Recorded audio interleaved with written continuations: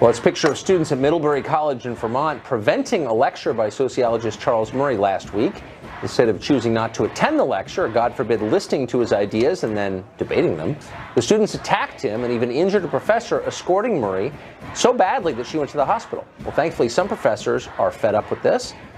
People using violence to silence ideas. Jay Parini is a longtime English professor at Middlebury, a novelist, a biographer, and he joins us now. Professor, thanks for coming on.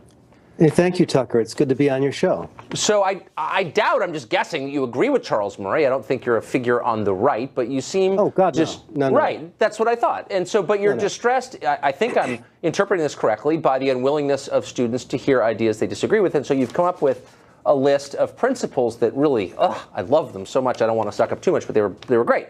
Things like this. Say nice things. Say nice things. Go ahead. No, it's true. Only through the contest of clashing viewpoints do we have any hope of replacing mere opinion with knowledge. Exposure to controversial points of view does not constitute violence. A protest that prevents campus speakers from communicating with their audience is a coercive act. These all seem like obvious points, great points. Are they not commonly shared on your campus?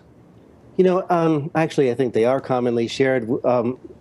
Dozens and dozens of my colleagues, I've been teaching for 41 years now, and I've never seen anything like this before, but most of my colleagues, I think, agree with these basic principles of free speech. I mean, this is just basically free speech 101. Nothing that I wrote with my great younger colleague, Keegan Callanan, in the political science department. Nothing here is it's not brain surgery. You know, we were frustrated and horrified by what happened at Middlebury last Thursday and the shutting down of this speech by Dr. Murray. And we got together this weekend and said, you know, why don't we just hammer out what are the basic principles of free speech, more or less for ourselves, and then let's circulate it among the faculty and see if there's some agreement here. And, you know, it took us only an hour to sit down and say, well, what, you know, in 1776, America fought the battle over free speech. These are Enlightenment values, and I'm kind of a free speech fundamentalist, and I believe that the function of the university is to provide a place where those with every viewpoint, left, right, center, and now, of course, it's like the rainbow. There's so many, even on the right and the left, there's obviously a zillion different opinions. I think a university should be, if nothing else, a place, a space, shall we say, that contemporary phrase, a space, where free discourse can happen, where ideas can clash, people can disagree. And I actually think we're at such an amazing inflection point in American culture right now, because I think people are, I know I am, utterly fed up with the coarseness, the incivility of discourse in the United States. I think we've come to a point, this inflection point, where we have to step back, all of us who are rational human beings, whatever our political viewpoints, whatever candidates or parties we stand for, and say to ourselves, what are the basic principles we agree on here? I mean, we organized ourselves as a nation a couple hundred years or more ago, saying this is a place where we get to talk freely about our ideas.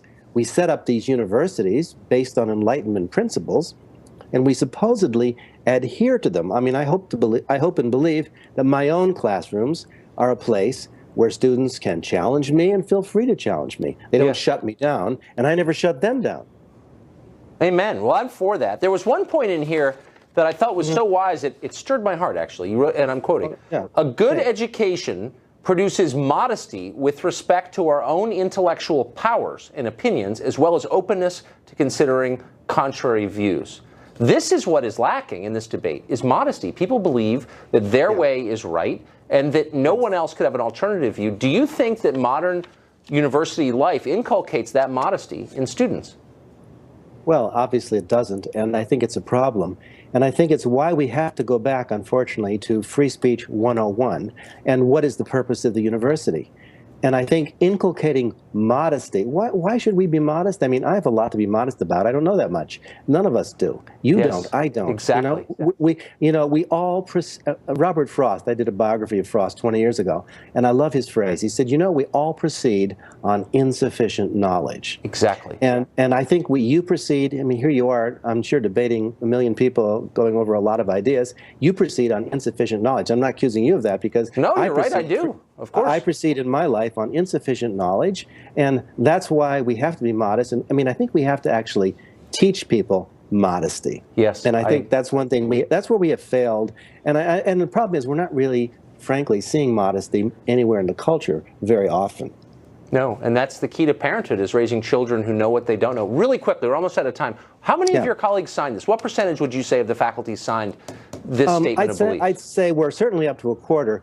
We've left it open until March 11th or 12th, and every day we're getting another dozen or 2 dozen signatures. I forget what we're up to now, but dozens and dozens and dozens of my colleagues. And what's so interesting, when I looked over the signatories, I saw young people, old people. I saw people of color and white people. I saw people that I know are not hard left, but left. People who are not hard right, but right. People who are libertarians. I was really quite thrilled by this coming together. And I think, oh my goodness, we might be at the beginning of something quite wonderful in this culture. And maybe it only begins when you have a little conflict like we had here last week. I think that's right. If you get to 65% of the faculty, I'm going to send my kids there. Thanks a lot, Professor. Thank you, Tucker. It was great. We welcome your children. Thank you very much. Bye.